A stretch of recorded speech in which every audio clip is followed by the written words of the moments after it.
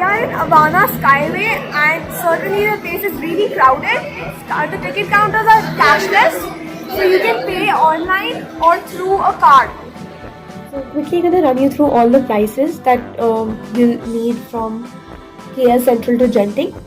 So for the cab, if you take it from InDrive, a 6-seater will cost you about 80 to 100 ringgits, and Grab will be more expensive.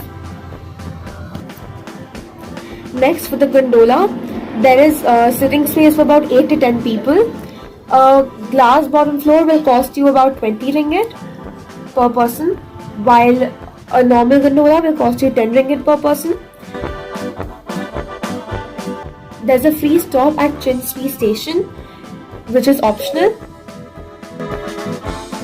This is Soaring Ships, the first ride that we're gonna be doing, and we have to stand in a pretty long queue.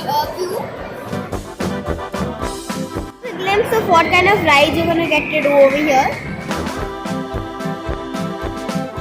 Look at the crowd over here. It's filled with people. We also had to stand in very long queues, so that was not very nice.